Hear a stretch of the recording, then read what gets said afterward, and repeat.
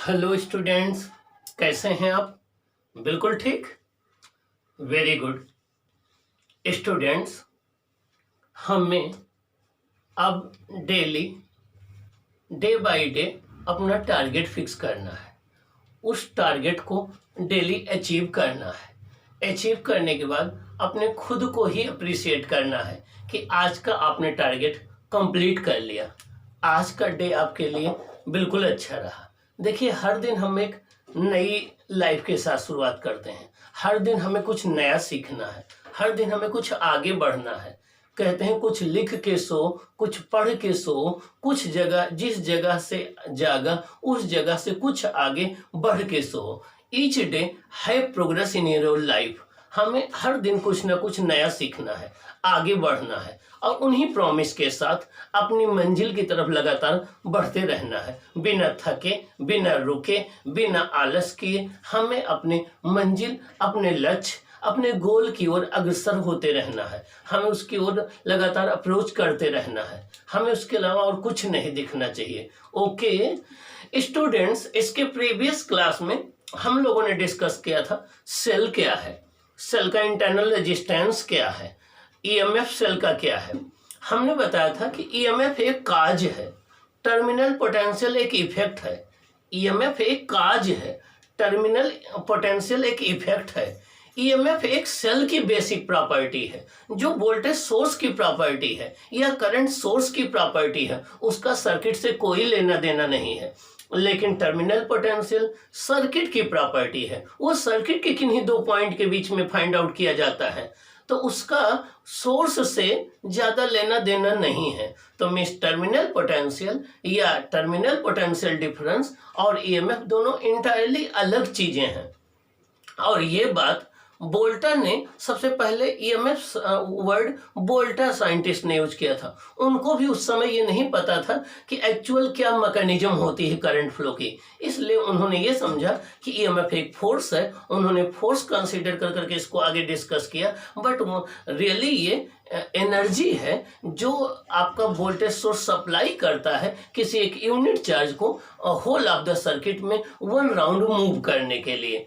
अब हम डिस्कस करेंगे स्टूडेंट्स कि जब हमारे पास एक से ज्यादा सेल हो और उनको हमें कंबाइन करना हो तो हम उनका कॉम्बिनेशन कैसे करें, उनकी ग्रुपिंग कैसे करें, उनको कितने तरीके से हम ग्रुपिंग कर सकते हैं, कब कौन सी ग्रुपिंग करेंगे, क्यों करेंगे। तो अब हमारा डिस्कशन जो है वो कॉम्बिनेशन ऑफ सेल से है या ग्रुपिंग ऑफ सेल से है। किससे? कॉम्बिनेशन ऑफ सेल से है या ग्रुपिंग ऑफ सेल से है। तो अब हम देखेंगे कि सेल की ग्रुपिंग क्या होती है या कॉम्बिनेशन क्या होता है। डेली लाइफ में आप इसके एग्जांपल देख सकते हैं। आप अपने घर में टार्च है, टार्च में जब दो सेल आप यूज करते हैं तो टार्च जलने लगती है। जब एक सेल का निगेटिव दूसरे सेल के पॉजिटिव से लगाते हैं तो वो 1.5 वोल्ट, 1.5 वोल्ट, 3 वोल्ट हो जाती है। आपकी टार्च ग्लो करने लगती है। लेकिन अगर दोनों के निगेटिव निगेटिव लगा दीजिए या दोनों के पॉजिटिव पॉजिटिव लगा दीजिए, आपकी टार्च ग्लो नहीं करती है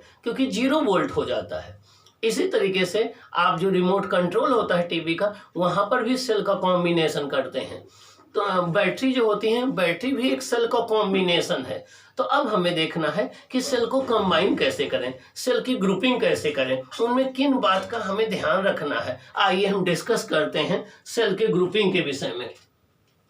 हमारा टॉपिक है आपका कॉम्बिनेशन ऑफ सेल। क्या टॉपिक है? Combination of the cell. तो चाहे आप इसे कॉम्बिनेशन ऑफ द सेल बोलेंगे या ग्रुपिंग ऑफ द सेल बोलेंगे, दोनों एक ही बातें हैं। चाहे आप कॉम्बिनेशन ऑफ द सेल बोलेंगे या ग्रुपिंग ऑफ द सेल बोलेंगे, दोनों एक ही बात है। आइए हम डिस्कस करते हैं टॉपिक 1। पहला टॉपिक हमारा है, पहले टॉपिक में जब भी हमें एक से ज्यादा सेल दिए गए हों, एक से ज्यादा वोल्टेज सोर्स दिए गए हों, उनको कनेक्ट करना हो तो हमारे पास 3 ऑप्शन है। हम उनको सीरीज में कंबाइन कर सकते हैं, हम उनको पैरेलल में कंबाइन कर सकते हैं, हम उनको मिक्स्ड ग्रुपिंग मींस कुछ को सीरीज में कर दें, कुछ को पैरेलल में कर दें, मिक्स्ड ग्रुपिंग में कॉम्बिनेशन कर सकते हैं। तो मींस सेल का कॉम्बिनेशन 3 टाइप से किया जा सकता है: सीरीज कॉम्बिनेशन, पैरेलल कॉम्बिनेशन और मिक्स्ड कॉम्बिनेशन। आइए देखते हैं series combination, parallel combination, mixed combination.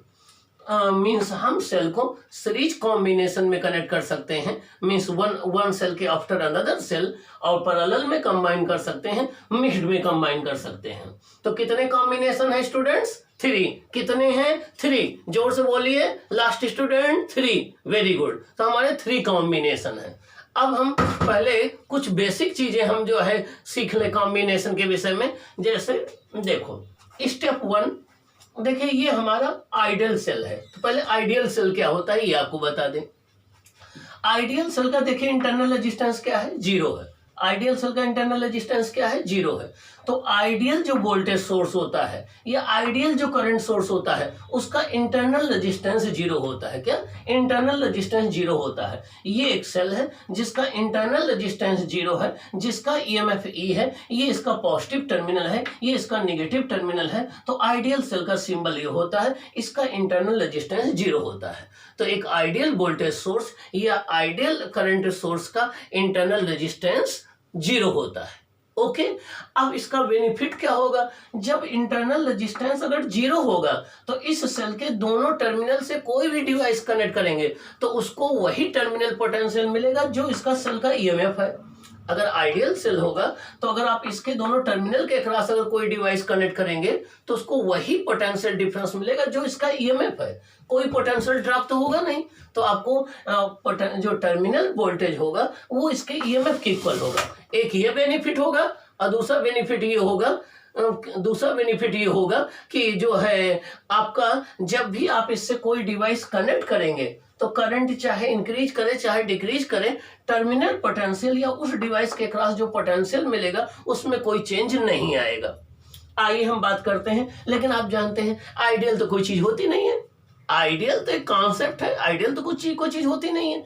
तो हम बात करते हैं, आइए रियल सेल की बात करते हैं। किसकी बात करते हैं? रियल सेल की बात करते हैं। तो रियल सेल देखिए ये रियल सेल का सिंबल है। ये जो बड़ी वाली लाइन है ये आपकी पतली होती है, इसको हम थिन बनाते हैं। ये पॉजिटिव टर्मिनल है, हाइयर पोटेंशियल को शो करती है। ये छोटी वाली लाइन जो होती है ये मोटी होती है, छोटी होती है, थिक, और ये आपकी शॉर्ट होती है, ये नेगेटिव टर्मिनल को शो करती है। आर जो इंटरनल रेजिस्टेंस है, ई इसका ईएमएफ है। ई क्या है? इसका ईएमएफ है। तो ये रियल सेल का सिंबल है। तो रियल सेल में इंटरनल रेजिस्टेंस 0 नहीं होता है। रियल सेल का इंटरनल रेजिस्टेंस 0 नहीं होता है। अब इंटरनल रेजिस्टेंस 0 ना होने से क्या बेनिफिट हो, क्या लॉस होगा? वो लॉस ये होगा कि जितना इसका ईएमएफ है अगर आप इससे कोई डिवाइस कनेक्ट कर देंगे तो उसको उतना वोल्टेज नहीं मिलेगा।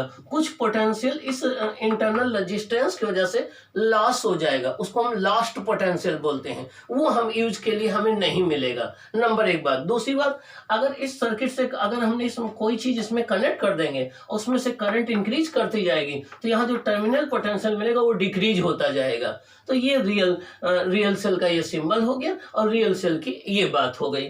अब हम देखते हैं कि सेल की राइट ग्रुपिंग क्या है, रॉन्ग ग्रुपिंग क्या है। अभी मैंने एग्जांपल लिया कि टॉर्च में अगर 2 सेल आप लगा रहे हैं 1.5 वोल्ट 1.5 वोल्ट, वो दोनों आपके ड्राई सेल होते हैं जिनको हम प्राइमरी सेल बोलते हैं। सबका ईएमएफ 1.5 वोल्ट होता है, 1.5 वोल्ट होता है। अगर एक सेल का नेगेटिव दूसरे के पॉजिटिव से कनेक्ट कर देंगे तब तो 3 वोल्ट हो जाएगा, आपकी टॉर्च का बल्ब ग्लो करने लगेगा। लेकिन दोनों के नेगेटिव या दोनों के पॉजिटिव कनेक्ट कर देंगे तो आपका टॉर्च का बल्ब ग्लो नहीं करेगा। तो अब जब आपने दोनों सेल के नेगेटिव आपस में कनेक्ट कर दिए या पॉजिटिव आपस में कनेक्ट कर दिए तो आपने रॉन्ग ग्रुपिंग की।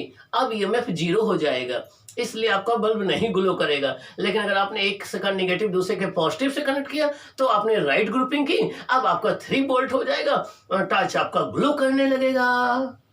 तो आइए देखते हैं राइट ग्रुपिंग क्या है, रॉन्ग ग्रुपिंग क्या है। राइट ग्रुपिंग देखिए ये आपका फर्स्ट सेल है E1, ये है फर्स्ट सेल, इसका ईएमएफ E1 है, इसका इंटरनल रेजिस्टेंस देखिए R1 है। ये दूसरा सेल है E2, इसका इंटरनल रेजिस्टेंस R2 है। देखिए कितने सेल है? 2 सेल है। कितने सेल है? 2 सेल है।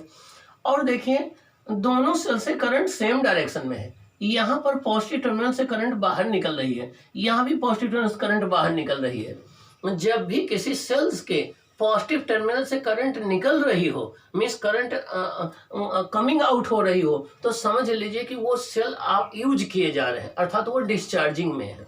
तो ये दोनों डिस्चार्जिंग मोड में ये दोनों सेल हैं। यहाँ से भी करंट पॉजिटिव टर्मिनल से निकल रही है, यहाँ से भी निकल रही है, तो ये दोनों डिस्चार्जिंग मोड में है। नंबर एक बात। दूसरी बात, दोनों में करंट सेम डायरेक्शन में है। देखिए इसमें भी दोनों में करंट सेम डायरेक्शन में है, तो इस केस में दोनों की करंट ऐड हो जाएगी, I प्लस I हो जाएगी। हम कहेंगे ये दोनों राइट ग्रुपिंग में है। क्या है? राइट ग्रुपिंग में है।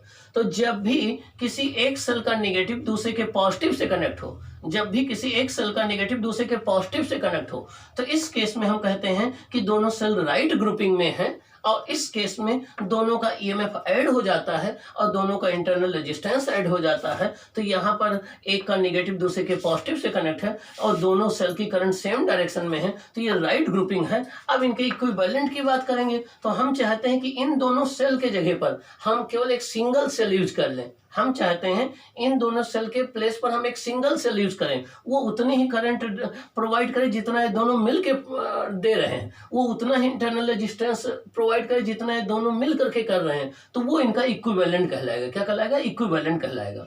हमने मान लिया E1 और E2 का इक्विवेलेंट क्या है? E नेट है, और R1 R2 का इक्विवेलेंट R इक्विवेलेंट है। ये R1 R2 सीरीज में है, तो ये आपस में ऐड हो जाएंगे। E1 E2 जो है राइट ग्रुपिंग में है, तो ये भी ऐड में हो जाएंगे। अब देखिए E नेट क्या हो जाएगा? E1 plus E2। E net क्या हो जाएगा? E1 plus E2। R equivalent क्या हो जाएगा? R1 plus R2। अब अगर हम इन दोनों सेल को हटा दें, इनके जगह पे एक सिंगल सेल लगा दें जिसका E नेट आपका E1 प्लस E2 हो और जिसका R equivalent R1 plus R2 हो, तो ये सर्किट में उतनी ही करंट प्रोवाइड करेगा जितनी ये दोनों मिलके कर रहे हैं, और ये सर्किट में उतना ही इंटरनल रेजिस्टेंस प्रोवाइड करेगा जितना ये दोनों मिलके कर रहे हैं। तो इसके रेजिस्टेंस को हम इसका इक्विवेलेंट रेजिस्टेंस बोलेंगे, इसके ईएमएफ को नेट या इक्विवेलेंट ईएमएफ बोलेंगे। तो ये राइट ग्रुपिंग के केस में ये आपका सिचुएशन होती है। अब रॉन्ग ग्रुपिंग क्या है? रॉन्ग ग्रुपिंग देखिए, आप देखिए यहाँ पर ये टू सेल्स है, ये फर्स्ट सेल है, ये सेकंड सेल है। फर्स्ट सेल का ईएमएफ देखिए कितना E1 है, सेकंड सेल का ईएमएफ देखिए कितना है E2 है। फर्स्ट का इंटरनल रेजिस्टेंस R1 है, दूसरे का इंटरनल रेजिस्टेंस R2 है। आप देखें यहाँ पर करंट पॉजिटिव से निकल रही इस डायरेक्शन में है, यहाँ भी करंट निकल पॉजिटिव है लेकिन इस डायरेक्शन में, करंट एक दूसरे के अपोजिट डायरेक्शन में है, करंट एक दूसरे के अपोजिट डायरेक्शन में है। तो ये रॉन्ग ग्रुपिंग मानी जाती है, ये रॉन्ग ग्रुपिंग मानी जाती है। जहां पर दोनों करंट के दोनों सेल के द्वारा करंट अपोजिट डायरेक्शन में हो, तो ये रॉन्ग ग्रुपिंग मानी जाती है। अब इसका अगर आप नेट निकालेंगे तो देखिए इसका नेट आएगा, हम चाहते हैं इन दोनों की जगह पर एक सिंगल सेल लगा दें, तो उसका ईएमएफ आएगा E1 माइनस E2। कब? जब E1 E2 से ग्रेटर होगा, और E2 माइनस E1 आएगा जब E2 E1 से ग्रेटर होगा, और R नेट तो R1 प्लस R2 ही हो जाएगा।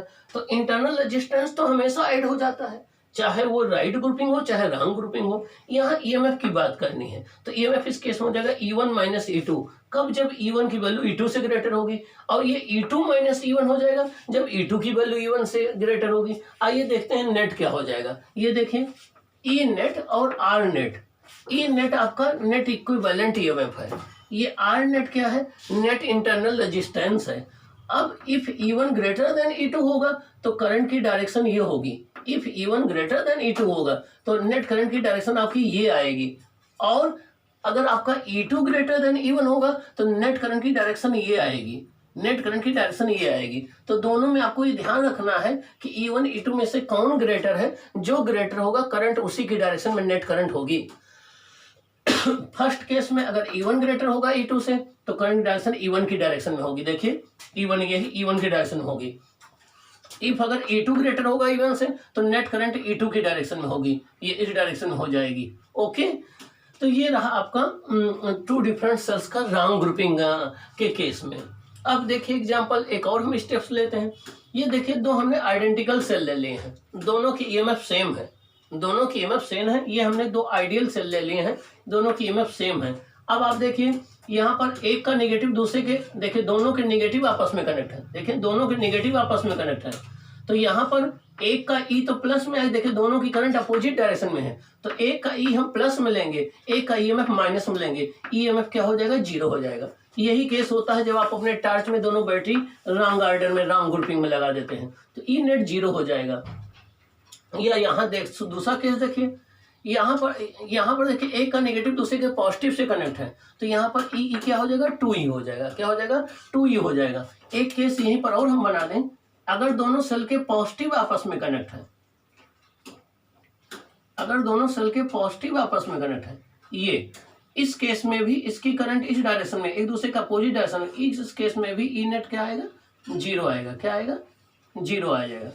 तो आप याद रखेंगे कि जब भी दो सेल के ईएमएफ इक्वल हो, जब भी दो सेल के ईएमएफ इक्वल हो और दोनों के निगेटिव आपस में कनेक्ट हो या दोनों के पॉजिटिव आपस में कनेक्ट हो, तो वो रॉन्ग ग्रुपिंग में होते हैं, उनका नेट ईएमएफ क्या हो जाएगा, 0 हो जाएगा। नेट ईएमएफ क्या हो जाएगा, 0 हो जाएगा। और यहाँ पर देखिए, यहाँ पर एक का निगेटिव दूसरे के पॉजिटिव से कनेक्ट है, दोनों में करंट सेम डायरेक्शन में है, तो इस केस में नेट ईएमएफ क्या हो जाएगा, E + E 2 ही हो जाएगा। क्या हो जाएगा, नेट ईएमएफ क्या हो जाएगा, 2E हो जाएगा। तो जब भी एक सेल का निगेटिव दूसरे के पॉजिटिव से कनेक्ट हो, तो उस केस में करंट सेम डायरेक्शन में होती है, नेट ईएमएफ ऐड हो जाता है। लेकिन जब का एक का दोनों के निगेटिव कनेक्ट हो या दोनों के पॉजिटिव कनेक्ट हो, तो वो रॉन्ग ग्रुपिंग होती है, वहां पर ईएमएफ माइनस हो जाते हैं। ओके, ये बात क्लियर। अब हम देखेंगे कि सीरीज ग्रुपिंग क्या है। पहले हम 2 सेल की बात करेंगे, फिर n सेल की बात करेंगे। पहले हम 2 सेल का डिस्कशन करेंगे जो डिफरेंट सेल होंगे, जिनका ईएमएफ भी अलग अलग होगा, जिनका इंटरनल रेजिस्टेंस भी अलग अलग होगा, तो पहले उनकी बात करेंगे। देखिए फॉर 2 सेल्स, ये पहला सेल है, देखिए E1 इसका ईएमएफ है, R1 इसका इंटरनल रेजिस्टेंस है, ये E2 इसका ईएमएफ है और R2 इसका इंटरनल रेजिस्टेंस है। और इन दोनों को हमने आपस में कनेक्ट कर दिया। देखिए एक का निगेटिव दूसरे के पॉजिटिव से कनेक्ट है, जो डायरेक्शन करंट की इस सेल में है वही करंट इसमें है, दोनों में करंट सेम डायरेक्शन में है, तो ये राइट ग्रुपिंग में है, ये राइट ग्रुपिंग में है। अब ए के पोटेंशियल को हम VA मान लें, बी के पोटेंशियल को हम VB मान लें, सी पॉइंट के पोटेंशियल को VC मान लें। क्या मान लें, ए के पोटेंशियल को VA मान लें, बी पॉइंट के पोटेंशियल को VB मान लें, सी पॉइंट के पोटेंशियल को VC मान लें। अब हम चाहते हैं कि इन दोनों को हटा करके इनके जगह पर एक सिंगल सेल हमें मिल जाए। ये देखिए, जो उतना ही करंट प्रोवाइड करे जितना ये दोनों मिल के प्रोवाइड कर रहे हैं, जो उतना ही इंटरनल रेजिस्टेंस प्रोवाइड करे जितना ये दोनों मिल के कर रहे हैं, तो वो इनका इक्विवेलेंट कहलाएगा। क्या कहलाएगा, वो इनका इक्विवेलेंट कहलाएगा। ये देखिए, इन दोनों का इक्विवेलेंट हमने E मान लिया है, इन दोनों का R इक्विवेलेंट ले लिया है और पॉइंट A C के बीच में कनेक्ट कर दिया है। तो ये इक्विवेलेंट ईएमएफ है इन दोनों का, इन दोनों को हटा करके आप ये यूज कर सकते हैं। और ये इनका इंटरनल रेजिस्टेंस का इक्विवेलेंट है। अब पॉइंट ए के पोटेंशियल को हम VA मान लें, सी के पोटेंशियल को VC मान लें।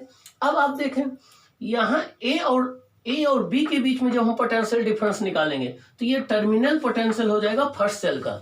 जब हम ए और बी के बीच में पोटेंशियल डिफरेंस निकालेंगे, तो ये टर्मिनल पोटेंशियल हो जाएगा फर्स्ट सेल का, और ये होता है E1 - IR1, E1 - IR1।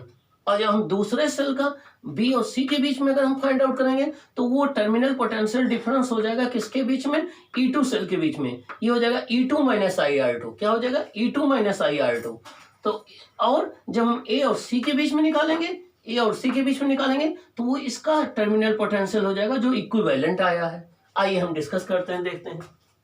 For first cell आपका ये सेल है, फर्स्ट सेल ये है। VA - BB is the potential difference between positive and negative terminal। तो VA - BB जो है पॉजिटिव और नेगेटिव टर्मिनल के बीच में पोटेंशियल डिफरेंस है। ये कितना हो जाएगा, VA - BB, V equal to होता है IR, ये हो जाएगा E - IR, तो हो जाएगा E1 - IR1। अब सेकंड सेल के लिए BB - BC, सेकंड सेल ये है, BB - BC, तो BB - BC हो जाएगा is the potential difference between the positive and negative terminal of the E2। तो BB - BC हो जाएगा E2 - IR2, ये सेकंड इक्वेशन हो जाएगा। अब फर्स्ट और सेकंड को अगर हम पोटेंशियल डिफरेंस अगर ए और सी के बीच में राइट करेंगे, तो ये हो जाएगा VA - BC। अब VA - BC कितना होगा, तो ये देखिए VA - BC हो जाएगा E equivalent -I × R equivalent. तो जब आप VA - BC राइट करेंगे, तो देखिए क्या हो जाएगा, VA - BC आपका होगा, VA - BC हो जाएगा, ये हो जाएगा E equivalent -I × R equivalent. इसको हम थर्ड इक्वेशन मान लें। VA - BC जो है ये हो जाएगा ए और सी के बीच में, तो इसका टर्मिनल पोटेंशियल हो जाएगा, ये हो जाएगा E इक्विवेलेंट -IR इक्विवेलेंट। अब हम फर्स्ट और सेकंड इक्वेशन को ऐड कर दें, फर्स्ट और सेकंड इक्वेशन को ऐड कर दें, तब देखिए कि रिजल्ट क्या आता है। फर्स्ट और सेकंड इक्वेशन को ऐड कर दें, तब देखिए आप रिजल्ट क्या। दोनों इक्वेशन को ऐड कर लें अगर हम, इक्वेशन फर्स्ट इक्वेशन सेकंड को ऐड कर लेंगे तो उस केस में आपका देखिए VA माइनस BC किसके इक्वल हो जाएगा, E equivalent minus I into R equivalent, E equivalent minus I into R equivalent. अब फर्स्ट इक्वेशन सेकंड इक्वेशन को ऐड कर ले, फर्स्ट फिर सेकंड।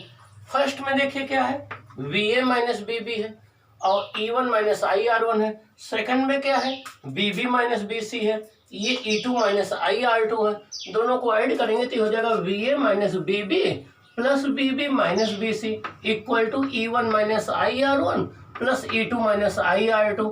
यहाँ BB और BB कैंसिल हो जाएगा, यहाँ पर देखें VB और BB कैंसिल हो जाएगा, VA माइनस BC आ जाएगा और VA माइनस BC किसके इक्वल आ जाएगा, E1 प्लस E2 एक साथ ले लेंगे, माइनस I कॉमन ले लेंगे, R1 प्लस R2 आ जाएगा।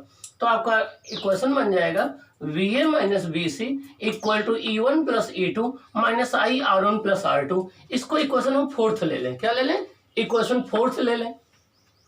अब लेकिन हमें पता है VA माइनस BC किसके इक्वल है, देखिए E equivalent minus I into R equivalent, E equivalent minus I R equivalent. तो VA माइनस BC है E equivalent minus I R equivalent. Compare कर लें दोनों इक्वेशन को, यहाँ E इक्विवेलेंट है, यहाँ E1 प्लस E2 है, यहाँ R इक्विवेलेंट यहाँ R1 प्लस R2 है। कंपेयर कर लेंगे तो E इक्विवेलेंट क्या आ जाएगा, E1 plus E2, E equivalent क्या आ जाएगा, E1 plus E2, R equivalent क्या आ जाएगा, R1 प्लस R2। ये पहला रिजल्ट हो गया, ये दूसरा रिजल्ट हो गया।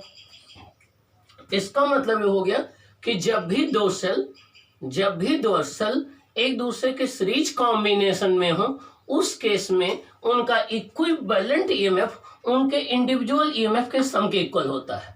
जब भी 2 और more than 2 cell series combination में हो, उनका इक्विवेलेंट EMF उनके इंडिविजुअल EMF के सम के इक्वल होता है।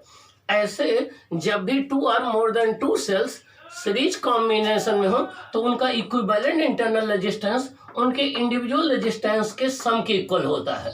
तो देखिए रूल्स क्या आ गया, रूल्स आ गया equivalent EMF of a series combination of n cells is equal to the sum of their individual EMF। means equivalent EMF of the series combination of n cells is equal to the sum of their individual EMF। Means अगर n cell series combination में हो तो उनका जो equivalent EMF होता है उन सबके इंडिविजुअल EMF के सम के इक्वल होता है। अगर हम सपोज कर ले सबका EMF सेम है, सारे सेल आइडेंटिकल हैं, तो क्या आएगा, E इक्विवेलेंट आ जाएगा E plus E plus E plus E dot dot n times. तो ये आ जाएगा E equivalent equal to NE। क्या आ जाएगा, E equivalent equal to NE। ये थर्ड रिजल्ट हो गया। मतलब अगर आइडेंटिकल EMF के n सेल सीरीज में कनेक्ट कर दिए जाए तो उनका इक्विवेलेंट EMF एक का जो EMF है उसका n टाइम्स होता है। मान लीजिए 2 सेल हैं तो 2E हो जाएगा, 3 सेल हैं तो ये 3E हो जाएगा, 4 सेल हैं तो ये 4E हो जाएगा। ये रिजल्ट थर्ड आ गया। अब इक्विवेलेंट रेजिस्टेंस देखिए, the equivalent internal resistance of a series combination is equal to the sum of their individual internal resistance. अगर n आइडेंटिकल n अगर आपके सेल्स हैं उनको सीरीज कॉम्बिनेशन में किया जाए तो जो इक्विवेलेंट इंटरनल रेजिस्टेंस आएगा उन सबके इंडिविजुअल रेजिस्टेंस के सम के इक्वल आएगा। तो ये रहा 2 सेल्स का सीरीज कॉम्बिनेशन जिनके EMF डिफरेंट थे, जिनके इंटरनल रेजिस्टेंस डिफरेंट थे।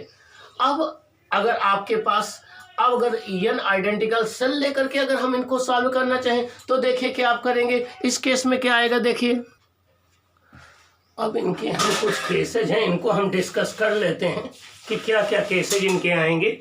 जब आप सीरीज कॉम्बिनेशन अप्लाई कर रहे हैं तो उनके क्या केसेज होंगे। अब हम देखिए डिस्कस कर लेते हैं। देखिए डिस्कशन, ये आपका E1 सेल है, R1 इसका इंटरनल रेजिस्टेंस है, ये E2 सेल है, R2 इसका इंटरनल रेजिस्टेंस है। दोनों में करंट सेम डायरेक्शन में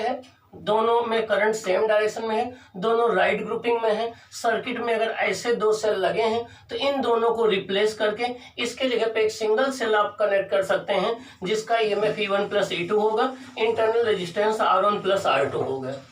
सेकंड केस, ये आपका एक सेल है जिसका ईएमएफ E1 है, ये एक सेकंड सेल है जिसका ईएमएफ E2 है, इसका इंटरनल रेजिस्टेंस R1 है, इसका R2 है। देखिए दोनों में करंट अपोजिट डायरेक्शन में है, दोनों में करंट अपोजिट डायरेक्शन में है, ये राउंड ग्रुपिंग में है।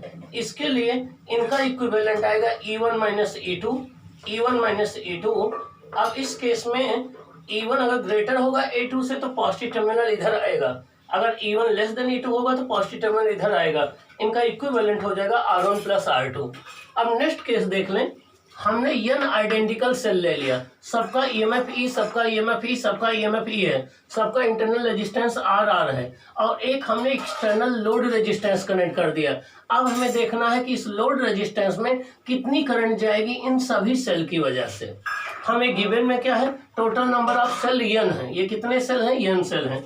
ईएमएफ सबका कितना है, एप्सिलॉन है, सबका इंटरनल रेजिस्टेंस कितना है, स्मॉल r है, एक्सटर्नल रेजिस्टेंस कितना है, कैपिटल R है। क्या फाइंड आउट करना है, करंट, और क्या फाइंड आउट करना है, पावर। आइए देखते हैं। देखिए इसमें सभी सेल में करंट सेम डायरेक्शन में है, ये सब राइट ग्रुपिंग में है, तो इन सबका ईएमएफ हो जाएगा total EMF E plus E plus E plus E plus E सबको ऐड हो जाएगा, तो टोटल ईएमएफ क्या हो जाएगा, NE। ये सारे रेजिस्टेंस सीरीज में है, सारे इंटरनल रेजिस्टेंस सीरीज में है, तो सभी इंटरनल रेजिस्टेंस का इक्विवेलेंट क्या हो जाएगा, R इक्विवेलेंट NR हो जाएगा। ये जो NR आएगा ये इस कैपिटल R के साथ सीरीज में होगा, ये जो NR आएगा ये कैपिटल R के साथ सीरीज में होगा, तो R इक्विवेलेंट कितना हो जाएगा, capital R plus small r equivalent, तो R इक्विवेलेंट हो जाएगा कैपिटल R प्लस NR हो जाएगा। तो टोटल रेजिस्टेंस आपका ये आ गया सर्किट का, और टोटल ईएमएफ आपका ये आ गया। करंट I इक्वल टू होता है E equivalent upon R equivalent. E equivalent आपका है NE, R इक्विवेलेंट है कैपिटल R प्लस NR, तो आपका फॉर्मूला आ जाएगा I equal to NE upon capital R plus NR, जहाँ NR क्या है, टोटल इंटरनल रेजिस्टेंस है, कैपिटल R क्या है, एक्सटर्नल रेजिस्टेंस है, NE क्या है, टोटल ईएमएफ है। ये फॉर्मूला इंपॉर्टेंट है आपके न्यूमेरिकल के लिए भी, बोर्ड के लिए भी। अब इसमें चलिए हम दो केस ले लेते हैं। केस 1 हम ले लेते हैं कि जो आपने लोड रेजिस्टेंस कनेक्ट किया है उसकी वैल्यू जो टोटल इंटरनल रेजिस्टेंस सभी सेल का है उससे मच ग्रेटर है। हम ये सपोज कर लेते हैं कि जो आपने लोड रेजिस्टेंस कनेक्ट किया है उसकी वैल्यू जो आप टोटल इंटरनल रेजिस्टेंस है उससे मच ग्रेटर है। इस केस में हम NR को नेगलेक्ट कर देंगे, तो अगर यहाँ NR को नेगलेक्ट कर देंगे तो हमारा आ जाएगा NE अपॉन कैपिटल R, तो करंट आ जाएगा NE अपॉन कैपिटल R, ये आ जाएगा N into E upon R। अब आपको जो करंट मिलेगी, जितनी एक सेल से करंट मिलती उसका n टाइम्स मिलेगी। अब जो करंट मिलेगी जितनी एक सेल से मिलती उसका n टाइम्स मिलेगी। इस केस में ये यूजफुल कॉम्बिनेशन होगा। क्या होगा, यूजफुल कॉम्बिनेशन होगा। इसका मतलब हो गया अगर आपको n नंबर ऑफ सेल्स दिए गए हों तो उनको सीरीज में कंबाइन करने से तभी यूजफुल होगा जब कैपिटल R की वैल्यू NR से मच ग्रेटर हो। मीन सबसे पहले आप सभी सेल का इंटरनल रेजिस्टेंस टोटल निकाल लीजिए। आप देखिए कि क्या वो total internal resistance load resistance से कम है या ज़्यादा है। अगर वो इंटरनल रेजिस्टेंस लोड रेजिस्टेंस से कम है तब उनको सीरीज में कनेक्ट करना यूजफुल होगा। रीजन क्या है कि आपको जो करंट मिलेगी जितनी एक सेल से मिलती है उसका n टाइम्स मिलेगी। अब केस सेकंड देख लें, NR is much greater than capital R। इस केस में हम कैपिटल R को नेगलेक्ट कर देंगे, कैपिटल R को यहाँ पर नेगलेक्ट कर देंगे तो देखिए करंट कितनी आएगी, I equal to NE upon NR आ जाएगा, I equal to E upon R आएगा। अब करंट उतनी ही मिल रही जितनी एक सेल से मिल रही थी। जब आपने n सेल सीरीज में कनेक्ट किया तो करंट वही मिल रही जो एक सेल से मिल रही थी, तो क्या बेनिफिट, कोई बेनिफिट नहीं। तो ये यूजफुल नहीं होगा, ये यूजफुल कॉम्बिनेशन नहीं होगा। तो आपके एग्जाम में कभी कभी पूछा जाता है कि अगर आपको n सेल दिए गए हों तो कैसे आप उसको जानेंगे कि उनको सीरीज में कनेक्ट किया जाए या पैरेलल में। तो आप क्या करिए, सबसे पहले उन सभी सेल का total internal resistance find out कर लीजिए। उसके बाद देखिए कि एक्सटर्नल रेजिस्टेंस कैपिटल R कितना है, फिर दोनों में कंपेयर देख लीजिए। अगर आपका लोड रेजिस्टेंस इंटरनल रेजिस्टेंस से बहुत ज़्यादा है, मीन्स इंटरनल रेजिस्टेंस को आप नेगलेक्ट कर सकते हो सभी सेल के, तो उस केस में उनको सीरीज में कनेक्ट करना यूजफुल होगा। रीजन क्या है, करंट जो मिलेगी एक सेल की n टाइम्स मिलेगी। लेकिन अगर उनका इंटरनल रेजिस्टेंस ज़्यादा है सभी सेल का मिला करके तो उनको सीरीज में कनेक्ट करना बेनिफिशियल नहीं रहेगा। रीजन क्या है कि आपको करंट उतनी ही मिलेगी जितनी एक सेल से मिल रही थी। तो जब एक सेल से उतनी करंट मिल रही, अब भी n सेल से उतनी मिल रही, तो उसका कोई बेनिफिट नहीं है, फिर यूजफुल नहीं है इनको सीरीज में कनेक्ट करना। अब पावर कैसे निकालेंगे? एक्सटर्नल रेजिस्टेंस में पावर होता है P equal to I square r, I की वैल्यू हो P की वैल्यू हो जाएगी E upon capital R plus n r का होल स्क्वायर इंटू आर। तो ये आपका पावर आ जाएगा। क्या आ जाएगा? पावर आ जाएगा। क्या आ जाएगा? पावर आ जाएगा। तो इस फॉर्मूले से आप पावर निकाल सकते हैं, इससे करंट निकाल सकते हैं, और ये उसकी कंडीशन रही। ये इंपॉर्टेंट है आपका और ये इंपॉर्टेंट है। ओके, समझ में आ गया? ये रहा स्टूडेंट्स आपका सीरीज कॉम्बिनेशन सेल का। चाहे आपके 2 हो, चाहे मोर देन 2 हो, तो आप इन पर बेस्ड न्यूमेरिकल हम आपको सॉल्व कराएंगे। और ये वेरी इंपॉर्टेंट है, क्योंकि न्यूमेरिकल में आपको तभी प्रॉब्लम होती है जब एक से ज्यादा सेल कनेक्ट हो जाते हैं, तब नहीं सोच पाते कौन सा फॉर्मूला अप्लाई करें, कैसे अप्लाई करें, कितने सेल को कहाँ कनेक्ट करें। तो ये आपके लिए एक पैनासिया का काम करेगा। इसलिए आप इसको अच्छे से प्रैक्टिस करिए। अगर ना समझ में आए फिर आप जो है कमेंट बॉक्स में आइए और ग्रुप में शेयर करिए। ठीक ना? ओके।